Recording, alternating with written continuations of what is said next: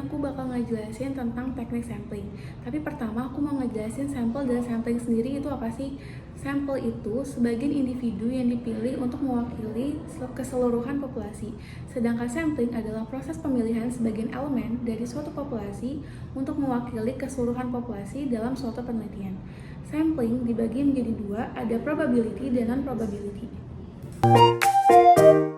Yang pertama itu ada probability sampling. Probability sampling itu merupakan cara ambil sampel yang kasih kesempatan atau peluang yang sama ke semua orang buat terpilih. Jadi nggak ada kriteria tertentu atau kriteria khusus untuk terpilih. Semuanya mempunyai peluang yang adil. Di probability sampling mempunyai 5 teknik. Yang pertama ini ada simple random sampling. Metode ini mirip dengan mengambil kertas undian dari toples, di mana setiap individu dalam populasi memiliki peluang yang sama untuk terpilih. Teknik ini memastikan bahwa pemilihan dilakukan secara acak tanpa adanya bias. Contohnya, jika ingin memilih 5 siswa dari sebuah kelas untuk mengikuti lomba, nama semua siswa dimasukkan ke dalam toples lalu diambil secara acak tanpa memperhitungkan faktor lain. Yang kedua, ada systematic sampling. Metode ini memilih sampel berdasarkan pola tertentu, biasanya dengan interval tetap dari daftar populasi. Teknik ini lebih terstruktur dibandingkan dengan simple random sampling. Contohnya, dari antrian 100 orang, jika ingin memilih sampel dengan interval ke-5, maka dipilih orang ke-5, ke-10, ke-15, dan seterusnya sampai jumlah sampel terpenuhi. Yang ketiga, ada stratified random sampling.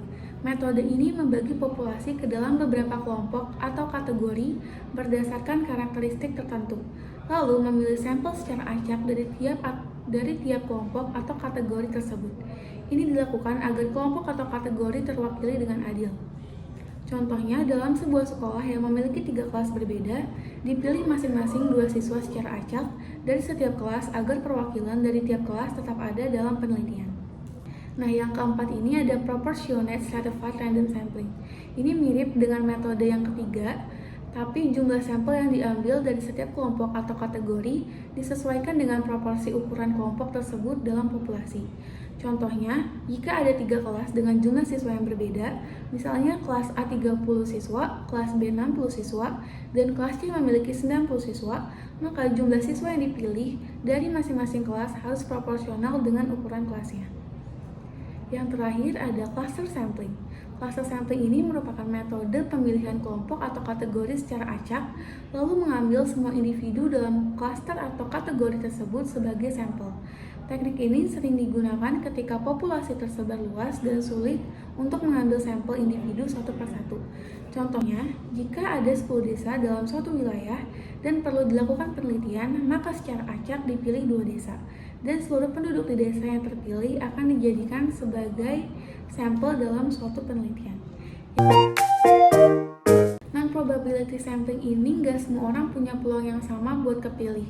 Kadang dipilih karena lebih gampang dan efisien untuk dijangkau, atau emang sengaja dipilih berdasarkan kriteria tertentu. Nah, kalau non-probability ini ada 2 teknik.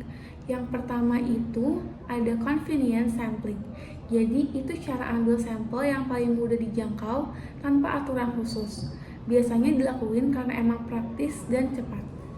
Contohnya, seorang peneliti ingin tahu kebiasaan makan mahasiswa di kampus Binus University yang mempunyai 10.000 mahasiswa. Tapi, daripada menyebar survei ke semua mahasiswa, seorang peneliti tersebut hanya mewawancarai 300 mahasiswa yang sedang duduk di kantin, karena metode tersebut lebih cepat dan mudah. Nah, yang kedua ini ada kuota sampling.